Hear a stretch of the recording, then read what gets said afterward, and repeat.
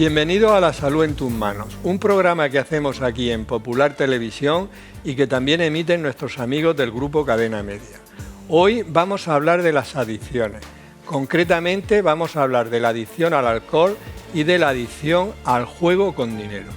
Os voy a dar algunos datos para que veáis la importancia del tema que vamos a tratar. En nuestra región los jóvenes empiezan a beber a los 14,1 años. Es similar a la media nacional. 1 de cada 3 alumnos de 14 años ha hecho botellón en el último año.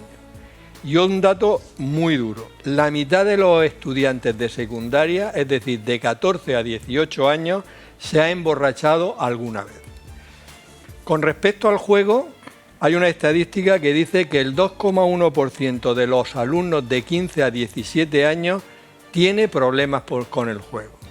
Y un dato que luego veremos con más detalle es la gran cantidad de casas de apuestas que han ido proliferando, hasta tal punto que ha pasado en unos años de varios centenares a más de 6.500. De todo esto vamos a hablar con los siguientes invitados. Lorena Belmonte, que es psicóloga clínica. Lorena, muchas gracias por venir, bienvenida. Gracias a ti por invitarme. Ángeles Aragón, médico especialista en medicina familiar y comunitaria. Muchas gracias, Ángeles. A ti.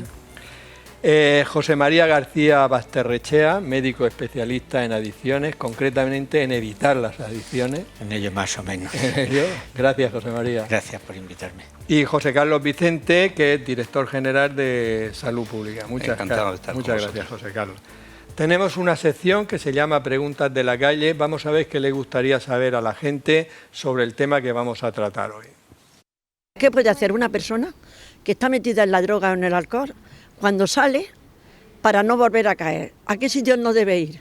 Jóvenes que están continuamente con el juego, ¿cómo podría evitar caer en una adicción de ese tipo? Pues que me dé un consejo, el médico, pues que me lo dé, para yo hablar con mis hijos y prevenirlos de que no fumen tanto. José María, ¿qué es una adicción? ¿Y cuándo podemos decir que una persona tiene una adicción, por ejemplo, al alcohol? Las adicciones hay que entender como punto para mí fundamental que es una enfermedad y una enfermedad del cerebro. Cuando hablamos de adicciones, generalmente en el sentido general es que es un vicio, que el que consume y no controla es porque le da la gana. No. Punto 1. La adicción es una enfermedad y una enfermedad del cerebro, que se produce por una serie de circunstancias. Fundamentalmente porque hay sustancias, alcohol en este caso, y el alcohol es parte de nuestra cultura, de nuestra sociedad. Lo bebemos y puede producirnos placeres y beneficios. Y esto nos va llevando de una forma muy sutil a consumir de forma habitual. Con lo cual incorporamos el alcohol a nuestra forma de vivir, de sentir y a veces hasta de tratar los problemas. Y un grupo de personas, a partir de ahí, empiezan a necesitar beber, sienten la necesidad de beber y no controlan. ¿Por qué? Eso lo hablamos un poquito después, pero básicamente la enfermedad del cerebro se manifiesta porque bebes, tienes problemas y no eres capaz de controlar. Ya, pero lo que has dejado muy claro es que una adicción es una enfermedad del cerebro. Lo has repetido 2 veces, lo repito yo otra vez porque es un concepto importante para que la gente lo conozca bien. Fundamental para mí, porque en mi práctica clínica de más de 30 años dedicado al tratamiento de las adicciones, la gente llega angustiada, porque son unos viciosos, porque no son capaces de controlar, porque beben y tienen problemas y eso genera dificultades en su día a día cotidiano. Y la propia familia le dice, porque tú quieres. Mira, hay una responsabilidad muy importante, eso no lo negamos y la responsabilidad es individual, pero la enfermedad no se elige, te toca. Muy bien. Ángeles, ¿qué es el alcohol? Y por ejemplo, una caña de 250 centímetros cúbicos, ¿cuántos gramos de alcohol tiene? Pues el alcohol es una sustancia que al ser ingerida por nuestro organismo, pues pasa a nuestro torrente sanguíneo. Por una parte es metabolizado en el hígado, que es una zona básica y es la importancia de la cantidad consumida para que nuestro hígado pueda ir gestionando y eliminando el alcohol de esa manera. Y como bien ha comentado José María, cuando ya esta sustancia, este alcohol llega a través de la sangre a nuestro cerebro, pues allí va a hacer un efecto que va a ser lo que va a poner en marcha las vías que él ha comentado para que se genere esa sensación de desinhibición, pues de euforia o de bienestar, que va a hacer que por un lado tengamos necesidad de consumirlo. En una caña de cerveza, como has comentado, pues los profesionales normalmente utilizamos un factor que es un número que es 0,8, que se puede aplicar a la graduación del alcohol, que en este caso una caña de cerveza tendría aproximadamente un 5% del total del líquido, sería el contenido alcohólico, y multiplicado por este factor, pues aproximadamente correspondería a unos 12 gramos de alcohol que se ingieren cuando uno se toma una caña de cerveza, que no es poca cantidad. No es poca cantidad. Lorena, yo he dado algunos datos sobre las personas jóvenes que toman alcohol, ¿no? Pero ¿cuál es la prevalencia del alcoholismo en España? Bueno, según la última encuesta que se llevó a cabo en el Plan Nacional sobre Drogas en el 2017, se calcula que aproximadamente el 75% de la población española entre 15 y 64 años ha consumido alcohol en el último año. Si nos centramos en consumo diario, en ese mismo estrato de población, obtenemos un porcentaje del 7,4 que estaría consumiendo alcohol también de forma diaria, y si lo segmentamos por edades nos damos cuenta de que conforme la edad aumenta el consumo también, llegando a porcentajes del 16,5 entre los 55 y 64 años que hacen ese consumo de forma diaria. Si analizamos patrones de consumo que podemos entender como de riesgo a través de las escalas que miden, los porcentajes están en torno al 5,1% aproximadamente de la población española de esa franja. Entiendo que los que tenemos más de 60 años, por los también también existimos, pero ya disminuimos el consumo de alcohol por las estadísticas que tú has dado, ¿no? Sí, normalmente las estadísticas suelen llegar hasta los 64, por lo menos en esta encuesta. Me parece fatal la encuesta, porque los de 65 y 66 existimos, ¿eh? Somos como los de Teruel ya. José Carlos, ¿podemos considerar que el consumo de alcohol es un problema de salud pública y por qué? Pues podemos considerar que es un problema de salud pública. Y lo es a nivel mundial y lo es también a nivel, digamos, nacional, como concepto de problema de salud pública, que es aquel que afecta a una gran cantidad de personas y que genera toda una serie de consecuencias que pueden ser a corto, a medio o a largo plazo y que provocan un riesgo claramente sobre la salud y el bienestar de las personas. Desde ese punto de vista es un problema de salud pública.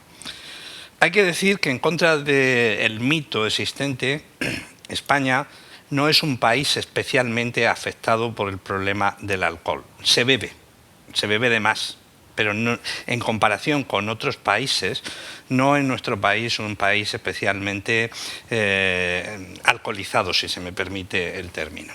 Hay otros países como Inglaterra, como Canadá, como Estados Unidos, incluso como alguna otra región de Centro Europa, donde es mucho más abundante y más sobre todo los patrones, porque en el consumo del alcohol influye mucho el patrón y la forma de consumirlo. El consumo intensivo, el binge and drinking, que se ha puesto de moda, el consumo social, el consumo individual, el consumo... tiene muchas variantes. Es cierto que es un problema de salud pública. De hecho, la estrategia de la Organización de Naciones Unidas establece dentro de los objetivos de desarrollo sostenible, establece en su objetivo número 3 un especial apartado en relación al alcohol, porque más de 2.300 millones de personas en el mundo consumen alcohol a lo largo del año. Eso genera cerca de 3 millones de muertos directamente relacionados con el consumo de alcohol y la pérdida de 132 millones de años de vida saludable, y la aparición de 60 o incluso más enfermedades en relación muy directa con ese consumo de alcohol. Quizá en España, digamos que, como tú has comentado, hay menos nivel de alcoholismo que en otros países, quizá porque aquí se beba más cerveza o vino que no otro tipo de bebidas. Efectivamente, y los patrones que tú has comentado, ¿no? Efectivamente, influye mucho el tipo también de bebida consumida, en cuanto que no es lo mismo un destilado, que tiene un alto contenido de alcohol, que bebidas, digamos, entrecomilladamente, de menor concentración, más ligeras, como pueden ser el vino, fundamentalmente, o la cerveza, que tienen una concentración alcohólica más baja y suelen ser lo más habitual de consumo en el patrón español. Tenemos una sección que se llama Palabras de Médicos. Nuestro profesor de latín y griego, Juan Carlos Ferre, nos va a decir de dónde viene la palabra alcohol. Muy buenas, vamos a hablar de las adicciones, bueno, no de todas. En principio, la palabra adicción, que viene de addictio, del latín, que significa acción y efecto de adjudicar dependencias a drogas o cualquier sustancia perjudicial para la salud. Y resaltamos lo de sustancia porque si la adicción es a una persona o algo personificable, deberíamos de utilizar el término adepto, que viene del latín adeptus, y este es un compuesto del verbo apere, que significa atar a algo o a alguien, pero no tiene por qué ser nocivo para la salud, como sí que lo es una adicción. Una de las adicciones más comunes o que más nos viene a la cabeza cuando hablamos de este tema es el alcohol. Como muchas otras palabras que comienzan por al, tiene una procedencia árabe y haría referencia a los polvos de antimonio que utilizaban en cosmética las mujeres para pintarse los ojos. Los griegos y los romanos conocían la destilación y utilizaban desde el siglo I después de Cristo los alambiques, aunque fueron los árabes los que perfeccionaron la técnica. En principio se usaba la piel de las uvas, el ollejo, que se llamaba borujo, palabra que procede del latín vulgar volucrum, designando el envoltorio, la funda de esa uva, y de borujo pues pasó a orujo. También hay que decir que esta destilación se utilizaba con fines antisépticos, anti, contrario, y sepo en griego, pudrir, es decir, que se usaba para evitar las infecciones y curar las heridas. Parece que hoy en día muchas personas le dan un uso mucho más peligroso al alcohol, provocándose a sí mismo una adicción, que es la palabra con la que comenzamos esta sección. Palabras de médicos. José María, antes nos has dicho que una adicción es una enfermedad del cerebro y que hay muchas personas que estamos en contacto con distintas sustancias, pero solo unas pocas luego se hacen adictas. ¿Por qué unas se hacen adictas y otras no? Esto es así. ¿Por qué? Podría resumirlo de forma muy simple y muy expresiva, porque te ha tocado. Es decir, las enfermedades no todo el mundo las tiene. Una gente es diabética y otra no. Una gente tiene hipertensión y otra no. Unos tenemos una enfermedad y otros tenemos otras. Algunos tienen demasiadas y algunos, por suerte, pocas. El alcohol, el consumo problemático de alcohol, el consumo no controlado, la dependencia al alcohol, eso que muchas veces hemos hablado de alcoholismo y que a mí no me gusta hablar de alcoholismo porque es un concepto sucio, estigmatizante, marginador y por lo tanto nadie quiere ser alcohólico y como nadie quiere ser alcohólico pues negamos la mayor, no tengo problemas. No, el alcohol hay que entenderlo como una enfermedad cuando se consume y no se es capaz de controlar su uso, unas veces nunca y otras veces de vez en cuando. ¿Y por qué ocurre esto? Porque hay una vulnerabilidad individual. Es decir, igual que en otras enfermedades, hay una genética favorecedora, no determinante, pero hay personas que tienen una genética, herencia, para decirlo de otra manera, donde sus padres, sus abuelos, sus hermanos, sus tíos han tenido problemas de alcohol. Y ese perfil, esa genética se transmite.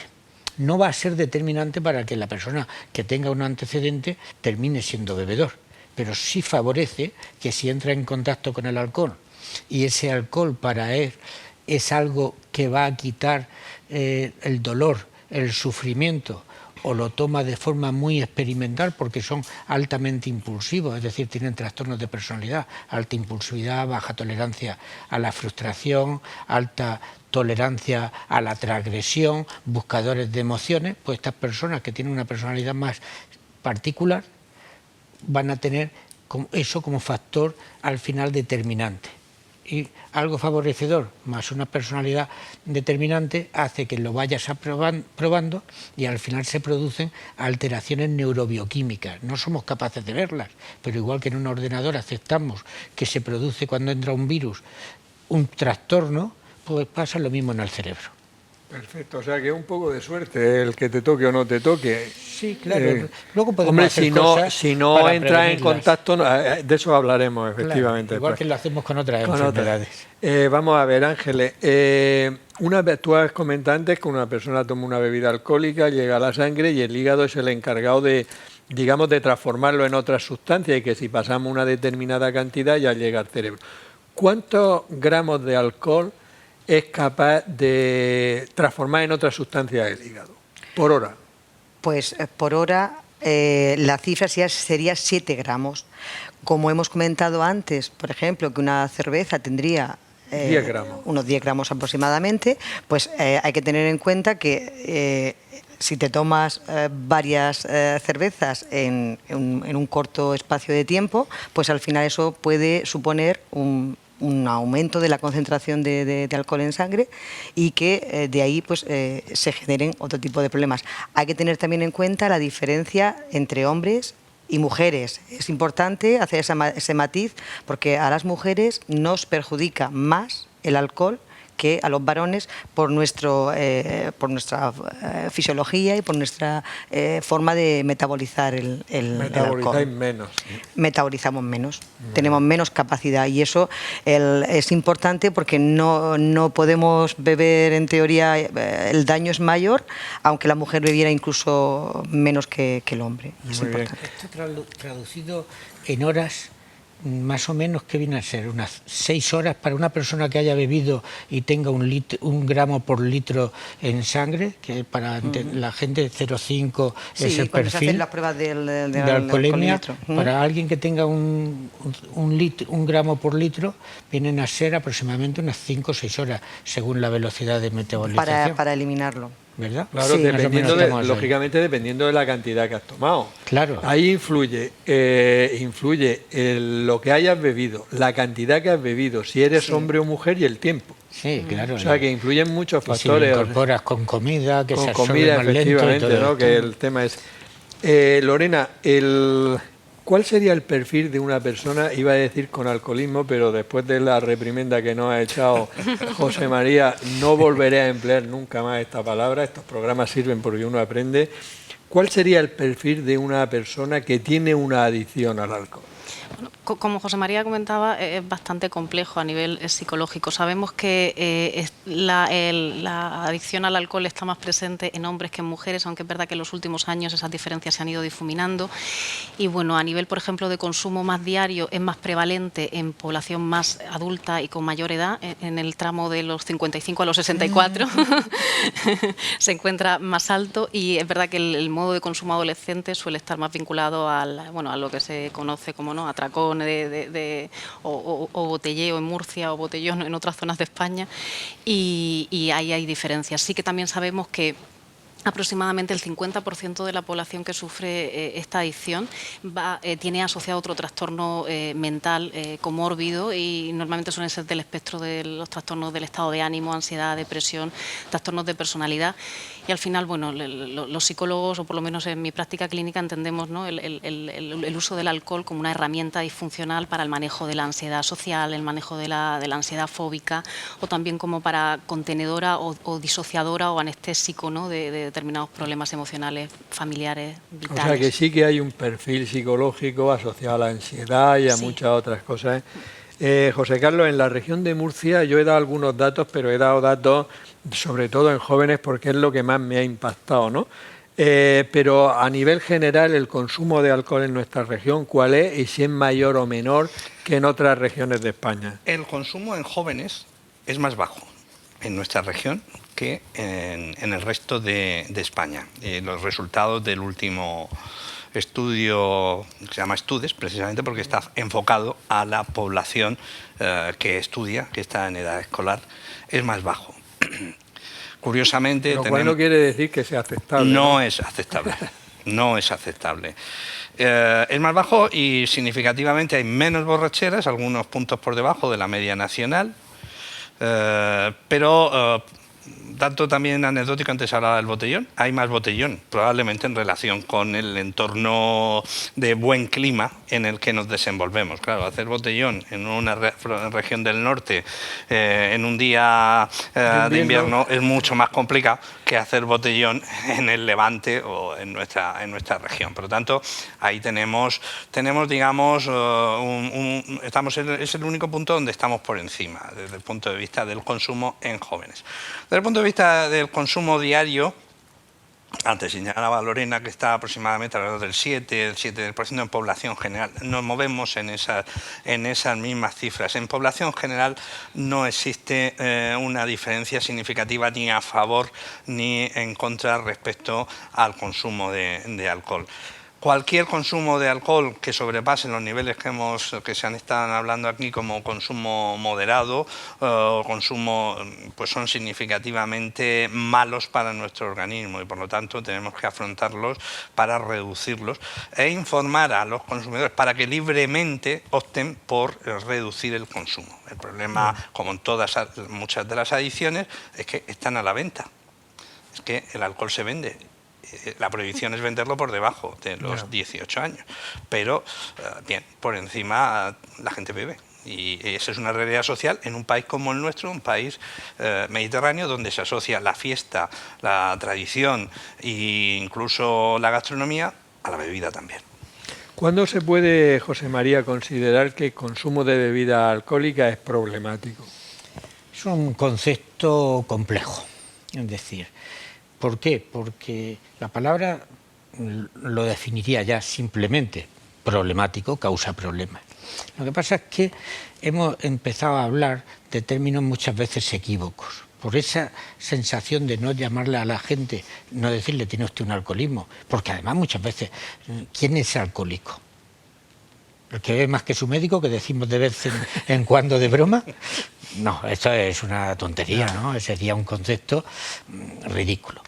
El alcoholismo es un concepto que socialmente está integrado a personas muy marginadas, que ya beben y han tenido gravísimos problemas, que van con una botella en una bolsa de plástico para que no se vea. Bueno, eso sería, pero no hay que llegar a tener un grado 4, por así decir. Hay que tener conciencia que tenemos consumo de alcohol, como decía José Carlos, que está incorporado a nuestra cultura, a nuestra sociedad, y los datos los comentaba hace un momento Lorena. Este consumo está en nuestra cultura, en nuestra sociedad, y algunas personas, independiente de muchísimos factores, bien porque es mujer, bien porque consume durante el embarazo, bien porque es conductor, bien porque es cirujano, un consumo en una persona absolutamente aceptable en otras circunstancias, en esas circunstancias sería inaceptable. Entonces hay que llevar cuidado con las palabras, porque el consumo de riesgo, el consumo peligroso, el consumo moderado, que todavía es más inabarcable, eso nos puede llevar a confusión. Mira, para mí lo importante es que las personas tengan conciencia si tienen problemas, y si tienen problemas familiares, sociales, físicos, psíquicos, que se lo hagan ver, porque puede ser el inicio de una enfermedad más grave. Sí, de todas maneras tú has comentado cosas que yo veo muy interesantes. Indudablemente, si uno va a conducir, pues es problemático lo poco que bebas. Si eres cirujano y vas a operar, efectivamente, o sea que realmente hay que individualizar un poco, ¿no? Que es lo que hacía referencia, ¿no? Ahora, si ya él piensa que tiene problemas, ya debería de consultar, ¿no? Y en algunas circunstancias. Es así. Ángeles, ¿vosotros en atención primaria veis muchas personas con problemas derivados del alcohol o relacionados con el alcohol? Bueno, muchas personas, nosotros de forma habitual, igual que preguntamos si usted fuma, generalmente también se pregunta por el consumo alcohólico. Y es muy común, la mayoría de la gente responde que sí que ha consumido alcohol en el último año, o incluso, por supuesto, en el último mes o en la última semana, o te responden la famosa frase de que beben lo normal, ¿vale? Que, como comentábamos antes, un poquito antes de entrar, pues cuando yo presto más atención es cuando alguien me dice, bebo lo normal, y ahí ya dices tú, vamos a indagar un poco más. Vamos a empezar por la mañana. Sí, lo que quiero decir es que, y lo estamos tratando aquí un poco de forma para mi gusto, muy, muy completa, porque el alcohol está presente en la vida social como una cosa que es totalmente asequible, que está bien vista, y en general la gran mayor parte de la población que lo tome con responsabilidad, pues a lo mejor no le va a generar ningún problema. Pero es una sustancia peligrosa y nosotros desde atención primaria lo que tenemos que hacer es intentar saber cuándo empieza a ser, lo que comentaba antes José María, un problema, o se puede convertir en un problema. Pero sí es común, y si la dificultad es a lo mejor el grado en un momento determinado de el que es alcohólico o el que tiene un problema de abuso de alcohol crónico, pues nosotros ya lo tenemos identificado. Pero tal vez es más importante gente que en un momento determinado no la tienes etiquetada y que puede tener, pues al final, conductas de riesgo, luego a nivel familiar. A lo mejor algunas veces te viene el familiar de la persona a decir que tiene ese problema porque tú no te has dado realmente cuenta. Muy bien. Lorena, ¿qué es lo que llevaría a una persona a consumir alcohol de forma patológica? No lo que estamos hablando aquí de que te sales, te tomas una caña, etcétera, etcétera. De una forma ya más compulsiva. Realmente los motivos, Juan, suelen ser complejos y interrelacionados, y al final en consulta lo que hacemos es un poco poder identificar, ¿no?, ese mapa como individual de cuáles son las situaciones que han llevado, ¿no?, a ese consumo. Normalmente podríamos dividir como factores, por un lado, sociales, ¿no?, como son la imitación, el modelado, la presión social, ¿no?, las expectativas con respecto al grupo de iguales. Por otro lado, también están, a veces la publicidad, ¿no?, las redes sociales o lo que, ¿no?, se vende a través de estos mundos hoy en día online y de Internet.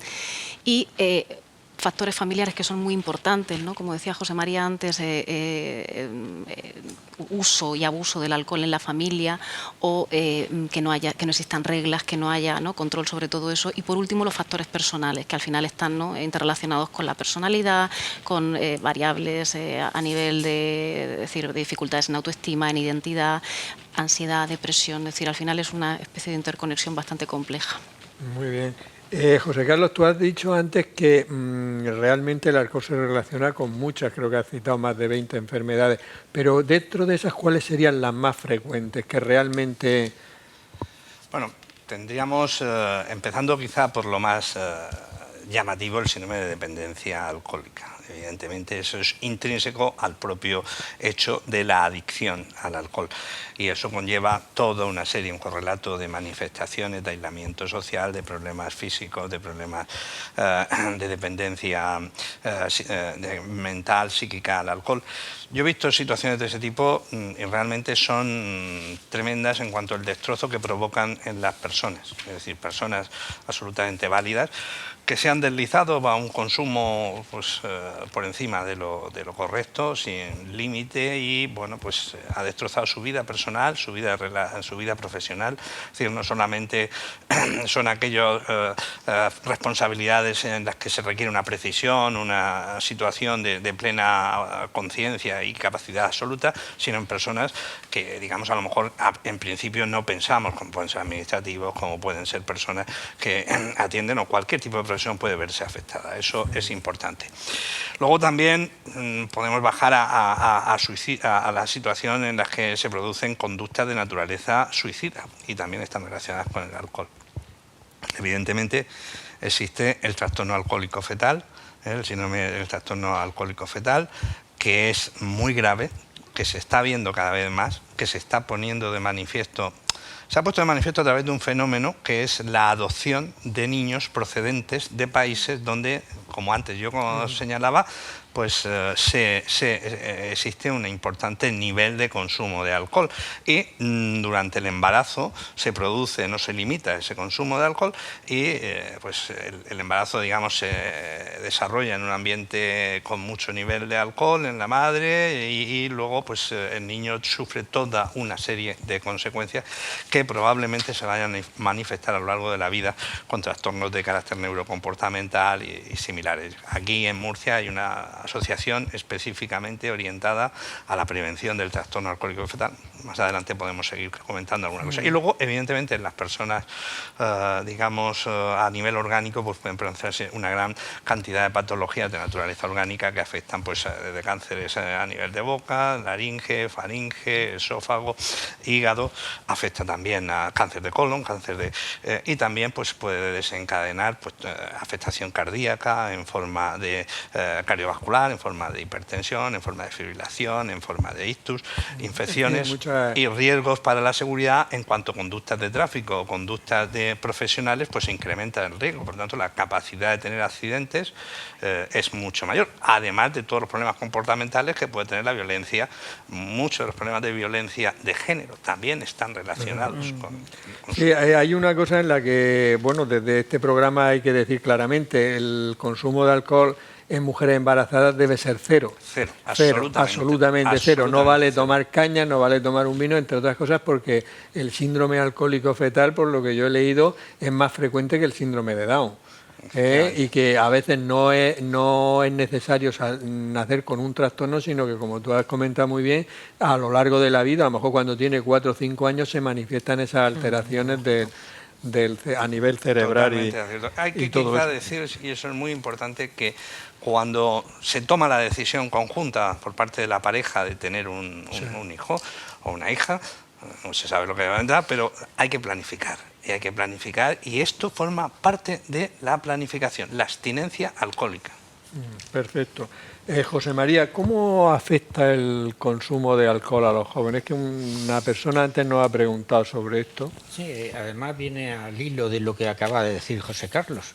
Es decir, durante la gestación tenemos conciencia clarísima de que un feto está en formación y desarrollo, y que pequeñas cantidades de alcohol pueden generar trastornos conductuales que a lo mejor aparecen 15, 20 años después y no tienen una malformación alcohólico-fetal evidente, pero sí ha alterado la conducta. ¿Qué pasa? Que el alcohol es un tóxico sobre la neurona, sobre el cerebro, las altera y las destruye. El cerebro de los jóvenes no está desarrollado, está en pleno desarrollo y maduración. No van a madurar hasta los 18, 20, 21 años. Y el lóbulo frontal, donde están depositados, donde se centran la conducta, los aspectos cognitivos, intelectuales, de comportamiento, emocionales incluso, aparte de que afecte al hipocampo con la memoria o al cerebelo con la estabilidad, pero básicamente es el lóbulo frontal el que más tarda en madurar. Quiere decir que si los jóvenes toman bebidas alcohólicas, a veces no tanto, aunque como comentaban anteriormente, en 47% en la encuesta Estudes hacen consumo compulsivo, el binge drinking que hablan los ingleses, ¿qué están diciendo? Que nuestros jóvenes de 14 a 18 años, y como por desgracia hemos visto hace unos días, con 12 años también, toman bebidas alcohólicas. No saben controlar, no saben lo que están haciendo, quieren ser populares, la presión de grupo se los come. Y entonces el alcohol altera. Y esa alteración va a producir lesiones, que van a pasar generalmente desapercibidas. Aparte del problema que tienen con su padre o con una intoxicación, muchas veces van a producir, como en el embarazo, lesiones que luego aparecen 5 o 10 años más tarde. Y dice, ¿por qué este chico o esta chica? Pues porque el alcohol es un tóxico que puede producir esas lesiones, al margen de todos los trastornos de conducta o accidentes que les puedan llevar. Muy bien. Y Ángeles, háblanos un poquito de que ya se ha comentado algo, pero por centrarlo un poco en los distintos patrones de consumo de alcohol que hay. Pues antes de responder eso, quería aclarar, porque yo he dicho que preguntamos a la gente lo que bebe, pero efectivamente en mujeres embarazadas, en menores de 18 años, en personas que estén con tratamientos psiquiátricos, en personas que tengan diferentes enfermedades, no se acepta ningún tipo de... O sea, la respuesta tendría que ser no existe ningún tipo de consumo aceptable. Entonces, eso ya sería pues para tener en cuenta. Una vez dicho esto, los patrones, pues también los ha comentado un poquito, los hemos comentado anteriormente. Una cosa es el patrón social que sería lo que hacemos a lo mejor la mayoría de la población, que está relacionado con un aspecto lúdico del día a día, alguna celebración, alguna fiesta, y no suele ser un consumo, digamos, diario, pues está relacionado con actividades determinadas. Otra forma de beber alcohol pues sería la persona que solamente toma el alcohol en forma de atracón, en forma que puede ser o en solitario, en su casa, en un ambiente en solitario, o en grupo, pues que ahí estaría más el modelo de los jóvenes, que lo suelen hacer más en estilo botellón, en conjunto. Y luego estaría el consumo, que también, porque ahora mismo el problema tanto sería, es decir, por eso hemos hablado antes de los gramos. Es decir, da igual cómo tú llegues al número de gramos, que ya es tóxico. Lo puedes hacer de día a día en pequeña cantidad, o lo puedes hacer en golpes, digamos, cada X tiempo, cada X intervalo, pero al final, si el cómputo total es elevado, el problema es igual. Hay gente que dice, no, yo solo bebo los fines de semana, pero eso también puede ser un problema. Ellos pueden considerar que por beber un fin de semana solo no es problemático porque no beben todos los días, y a lo mejor el que bebe todos los días, si solamente es una cerveza, pues no llegaría a lo mejor a la suma de que fuera un problema. Muy bien. Lorena, si nos contesta esta pregunta con éxito, desde luego el programa fenomenal. ¿Cómo podríamos prevenir el consumo de alcohol en los jóvenes? Bueno, por un lado podemos diferenciar lo que es la prevención a nivel institucional, ¿no?, política, educativa, que entiendo que es muy importante, ¿no?, que va encaminada pues, a un acercamiento real y cercano, ¿no?, de los efectos verdaderos del alcohol. Y también de forma como más indirecta a través de la psicoeducación, ¿no?, del trabajo de la autoestima, de las habilidades sociales, para poder poner límites, ¿no?, frente al manejo de esa sustancia o frente a la ausencia de esa sustancia en determinadas etapas evolutivas. Y por otro lado también es importante el tener actividades alternativas de ocio y tiempo libre, ¿no? Si nos centramos en la parte familiar, que para mí al final es la más importante, ¿no?, es decir, la prevención se tiene que hacer desde la familia, como pues a través de la comunicación, del diálogo, de los límites, de la escucha, del entendimiento de realmente quién es tu hijo, cómo es, con quién está conectado, cuáles son sus amigos y todas esas cosas que a veces a los padres, ¿no?, de hoy en día por el ritmo frenético de vida parece que se olvidan. Y en última instancia, y sobre todo también muy importante, la prevención a través del médico de medicina familiar o a través de los especialistas en salud mental, que eso también se olvida muchas veces, y ¿no?, hacer una prevención primaria y no tener que esperar a cuando ya el problema está totalmente, ¿no?, gestionado, o sea, realizado. Lorena, Claro, perfectamente, José Carlos. ¿No crees que también es importante en esa esfera familiar, que yo creo que le doy importancia, el ejemplo de los padres y de los hermanos mayores o de los familiares cercanos? Porque de las encuestas que nosotros manejamos o que se manejan, uno de los lugares donde se tiene mayor acceso al alcohol es en el propio hogar, ya sea el propio o el de los amigos o el de los familiares, de los padres de los amigos, en fin. Y ahí es un hueco por el que puede ser la primera experiencia que tiene un chico, una chica, con el alcohol, la facilidad de acceso a través del propio entorno del domicilio donde viven, ¿no? Sí, claro. ¿Y en la consejería tenéis algún programa? Me imagino que sí, no nos lo describa así muy al detalle porque tenemos poco tiempo, pero ¿tenéis un programa para la prevención del consumo? Evidentemente. Intentamos cubrir todos los aspectos desde incluso antes del nacimiento, durante el embarazo y el seguimiento. Tenemos la famosa hoja verde, que es la hoja de riesgos medioambientales, incluido el alcohol, del entorno que se producen durante el proceso de embarazo y nacimiento y la primera infancia, que se lidera a partir de la Unidad de Salud Medioambiental Pediátrica del Hospital Virgen de la Risaca. Ese es uno de ellos, y el programa que se llama Nacer y Crecer sin OH, sin alcohol, que también está ahí presente, que es para atender todos esos primeros años de vida. Luego también existen programas y proyectos online para que los padres, a través de un curso, tengan capacitación y capacidad para ver eso que también decía Lorena, de todos los factores que pueden afectar a un niño en crecimiento, pues sepan cómo afrontar esas situaciones y prevenir el consumo de alcohol. Y, por supuesto, en las edades más cercanas al inicio, al consumo alcohólico, es decir, alrededor de los 14,1 o 2 meses, pues también tenemos un programa Argos que se desarrolla a nivel de 4 esferas, que es el Argos de atención primaria, que se desarrolla en atención primaria. Están formadas prácticamente todos los médicos y enfermeros y pediatras de atención primaria, y que ha recibido varios premios.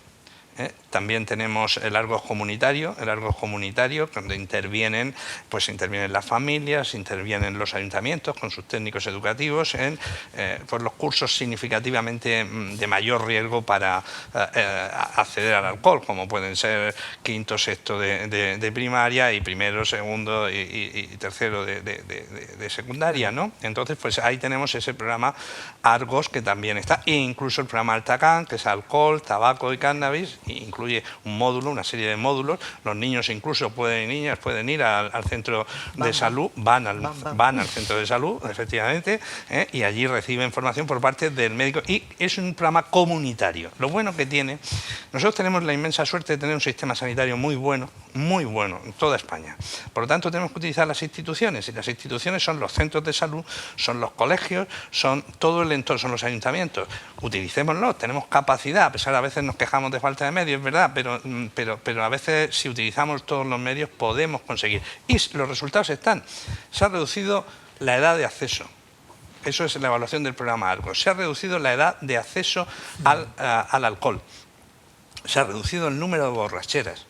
Se ha reducido el consumo y se ha reducido esa evolución que se produce a lo largo, porque se empieza a los 14 años, pero se alcanza el máximo nivel a partir de los 18, es decir, es una curva ascendente. Bueno, pues esa curva se ha retrasado y se ha rebajado. Es una evaluación del programa Argos que ha resultado positiva y que ha tenido premio Reina Sofía, buenas prácticas del Ministerio, es decir, que si se hacen las cosas con la colaboración de todos, se puede tener éxito. Bueno, una de las funciones de este programa es dar a conocer a la población en general de la administración que pone a disposición de todas las personas para poder disminuir todos estos problemas. Tenemos una sección que se llama Hábitos Saludables. No cabe duda de que el ejercicio físico puede ayudar a las personas que tienen consumo de alcohol, y Raquel Vaquero nos va a decir una serie de pautas de los beneficios que tendríamos con el ejercicio físico. Respecto a la utilización de diferentes sustancias, como puede ser el alcohol, el tabaco, las drogas y la realización de ejercicio físico, existe una relación que puede cambiar en función de la etapa. Los estudios que analizan la relación en niños y en adolescentes encuentran que los niños y los adolescentes, sobre todo los adolescentes que practican ejercicio físico de manera sistemática, consumen menos drogas y fuman menos, pero sobre todo aquellos que pertenecen a deportes de equipo consumen cantidades de alcohol mayores que los que no practican o practican deportes individuales. Esto se puede deber a que, bueno, al final el deporte de equipo, pues en algunas circunstancias, pues tiene ese ámbito social, ese ámbito de compañerismo y ese ámbito de celebración en el cual, pues por una cuestión social, estamos a veces acostumbrados a acompañar de una cerveza, de un vino, etcétera, lo que hace que, pues en la adolescencia se inicien antes en estos hábitos. En la etapa adulta y etapas posteriores sí que se ha visto que el ejercicio físico, pues tiene un efecto preventivo para la ingesta de alcohol, para la ingesta de tabaco y para el uso de drogas, aunque volvemos a lo mismo. Al final el alcohol muchas veces se usa en un contexto social que viene acompañado de un ejercicio. Por ejemplo, me voy a hacer la grupeta de la bici, me voy a jugarme el partido de fútbol y luego me tomo una cerveza, 2 cervezas, 3 cervezas, lo que corresponda. Entonces, pues en ese aspecto tiene una relación un poco difusa. Respecto al uso del ejercicio físico como terapia, sí que se ha visto que tiene unos beneficios muy interesantes. ¿Por qué? Porque el ejercicio físico no solamente tiene beneficios a nivel físico, sino que también tiene beneficios a nivel psicológico y social. Entonces, claro, a nivel psicológico, ese factor de quitar el estrés, ese factor de ser una vía de escape, es muy beneficioso en adicciones. Y en cuanto al factor social, pues bueno, pues también encontrar un grupo social que pueda ser más sano que al que estoy habituado, pues también me puede servir para salir de una drogadicción o de un problema con el alcohol o alguna cuestión de estas. José María, lo mejor sería no tomar ninguna bebida alcohólica. Y la segunda, ¿qué se considera, si se puede considerar, un consumo adecuado de bebida alcohólica? Vale. De acuerdo. Vamos a ver. Vivimos en un país donde beber está incorporado desde hace cientos, miles de años a nuestra cultura. Beber es normal. El 96% de la población en algún momento hemos bebido. Y digamos lo que digamos, muchos van a seguir bebiendo. Por lo tanto, pongamos las cosas desde un punto de vista de que no pretendo transmitir miedo, asustar o decirle a nadie cómo tiene que hacer las cosas. El alcohol está ahí y entre 0 y mucho hay una distancia que va a permitir que todo sea de alguna manera opinable y que todo sea mensurable, medido de forma diferente. Pero dicho esta introducción al tema, porque es complejo, hay que transmitir un concepto. Beber moderado es un mito, mentira. Durante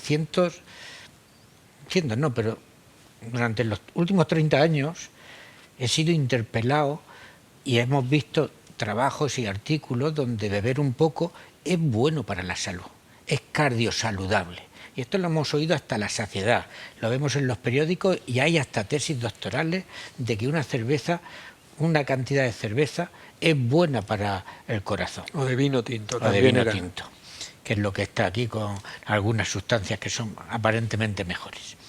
Y es verdad que si lo hacemos individualmente puede ser positivo, pero ninguna persona que quiera proteger su corazón dice, pues en vez de ir al gimnasio, en vez de cuidar la diabetes, en vez de tener una vida menos sedentaria, en vez de disminuir el estrés, en vez de controlar el colesterol, la obesidad, eso es lo que es cardiosaludable.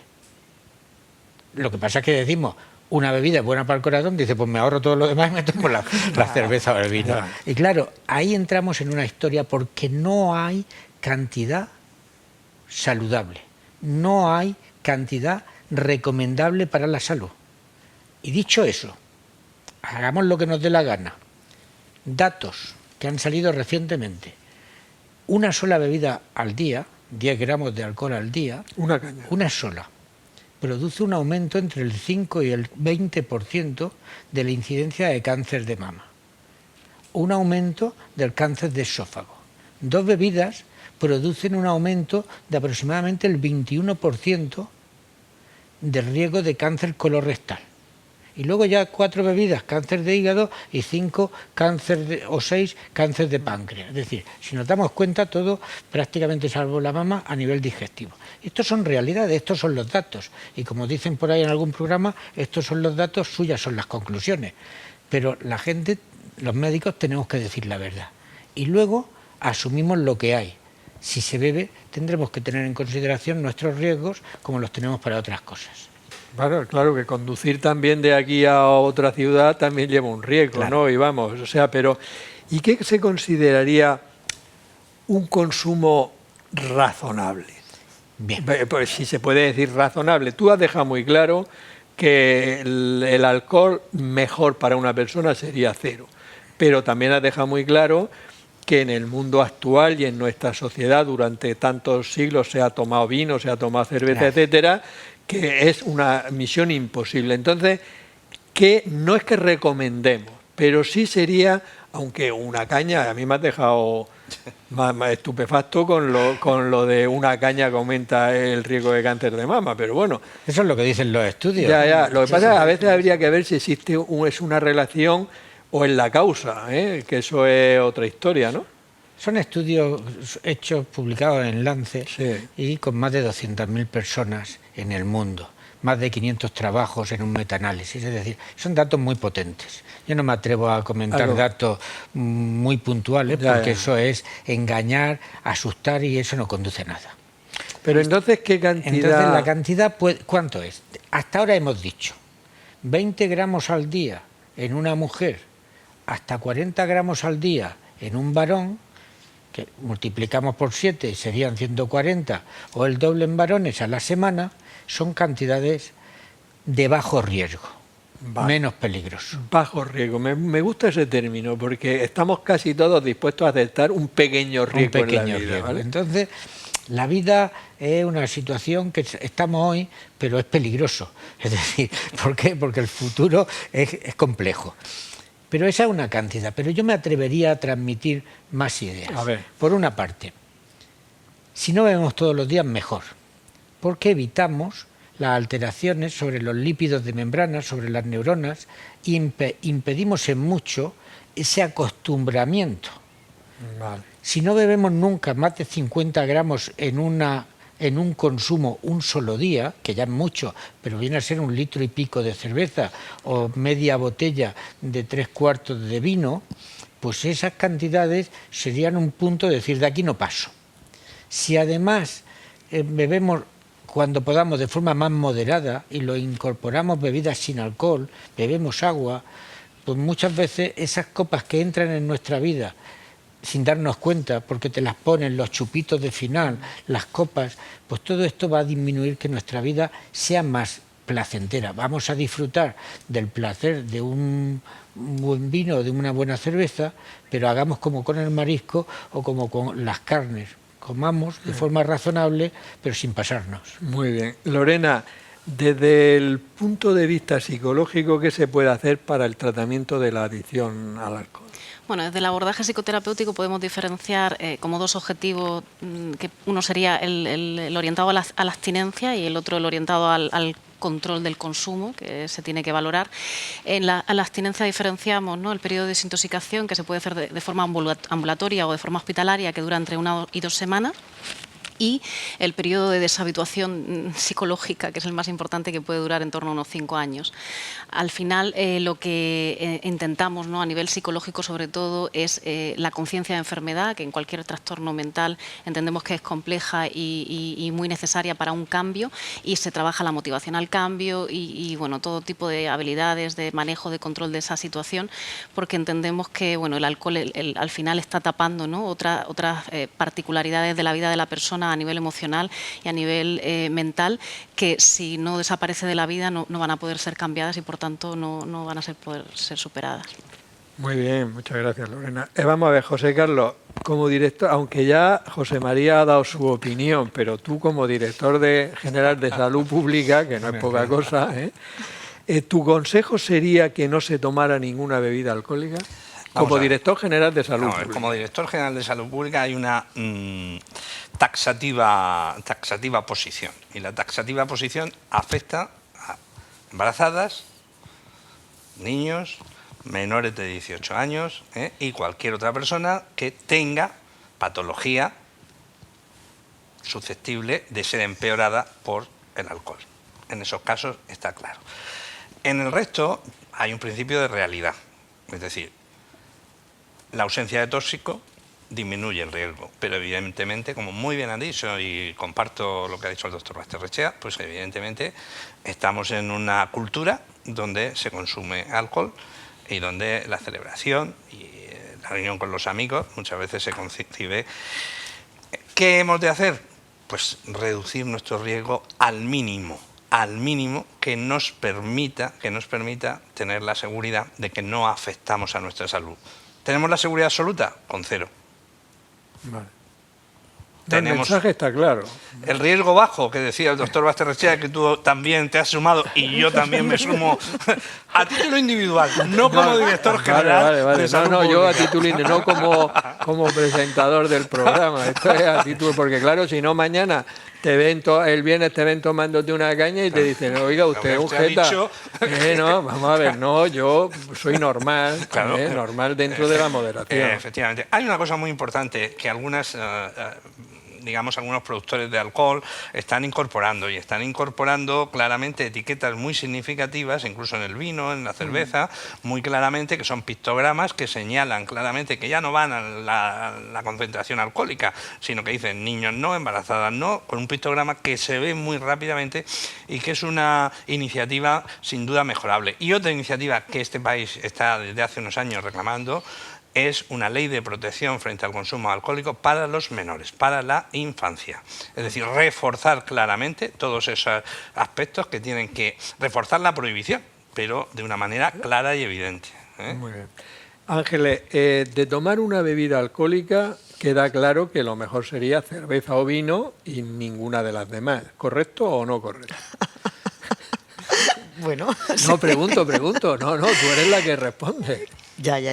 Bueno, vamos a ver, por la cantidad, por la graduación alcohólica, efectivamente cerveza y vino son, en teoría, aunque hay cervezas, también hay que mirarlas, porque yo alguna vez me he llevado la sorpresa que hay cervezas que buscas la etiqueta y tienen el 12% o más. No todas las cervezas son iguales también, ya si los ponemos. Sí, tómalo a la del Pero digamos 5%. que clásicamente son más, llevan una concentración de alcohol más baja. Entonces, en ese sentido, serían los que menos perjudicarían y tendrían pues ahí entrarían esas 2 unidades diarias que se podrían permitir como aceptables. Claro, y que luego además estas también tienen sustancias que hay que citarlas, que es verdad que la cerveza tiene sus vitaminas del grupo B, que el vino tiene su resveratrol. No es que tomemos vino o cerveza para consumir vitamina ni resveratrol, que eso lo tenemos en el resto de los alimentos.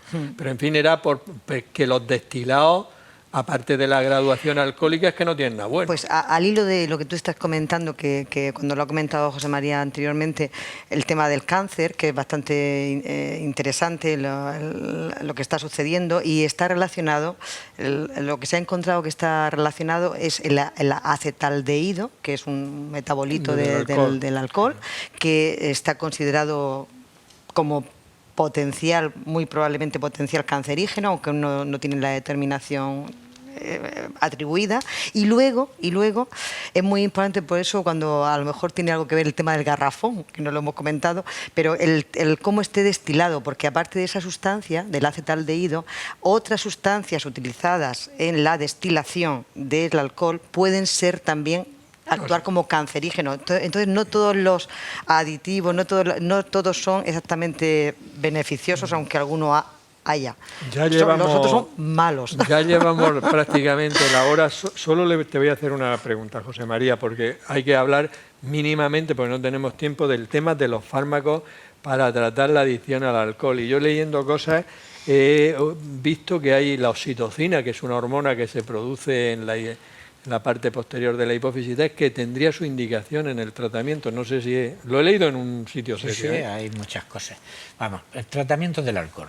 Fundamentalmente, que nadie espere que escribiendo la carta a los reyes se le va a resolver el problema. No. Si tienes un problema, tienes que querer y tomar decisiones. Y esfuerzo, y trabajo, y muchas cosas más. Pero luego hay fármacos que ayudan. En la desintoxicación, ese periodo de 7 días que desde que dejas de beber para no tener síndrome de abstinencia, las benzodiazepinas adecuadamente tratadas con vitaminas y alguna cosa más son extraordinariamente eficaces. Fármacos para disminuir el craving, el ansia, el deseo de beber. No hay ninguno que sea sustancialmente eficaz. Eso es decir, que mándeme algo para que no me apetezca. Mire, usted le gusta y no bebe para hacerle un favor a la fábrica. Bebe porque le gusta y lo disfruta, o para disminuir el daño. Que si viéramos la gente que bebe y tiene problemas, muchos ni les gusta. Beben porque les disminuye la ansiedad y aumenta inicialmente la capacidad de afrontar los problemas. Pero este es otro tema. Y luego tenemos fármacos para interdictores, es decir, que si los mezclas, para aquellas personas que quieren dejar de beber, pero se saben que no son capaces, que cuando tengan la tensión del momento le van a coger la cerveza o el vino o el cubata. Y ahí tenemos, antes había la cianamida cálcica, el colme, ahora eso ha desaparecido, no sé por qué, si es que no hay suficiente para traerlo a España o está quitado, pero no existe en España, y está el antabús, que es un fármaco que lo que hace es que aumenta el acetaldehído y te produce una disforia y un malestar tremendo que hace que que puedas decir, como me va a sentar mal, no bebo. Un punto, y aparte aquí, si me permite muy rápidamente, que nadie se lo dé sin permiso del paciente. Y luego tenemos esto que me contabas, la oxitocina, magnífica expectativas de futuro, pero en este momento nada más que son el uso de un fármaco, de una sustancia que produce el cuerpo y que actúa muy parecido a como actúa el alcohol, disminuyendo las situaciones de ansiedad y disminuyendo todo aquello que el alcohol disminuye. Entonces, la oxitocina en un futuro podría ser un fármaco interesante. Ahora mismo solamente de experimentación en ratas. Es que aquí estamos a lo último, ¿eh? Totalmente. Bueno, llevamos ya una hora, entonces 1 minuto para cada uno, para que no me peguen, no pasaros del minuto.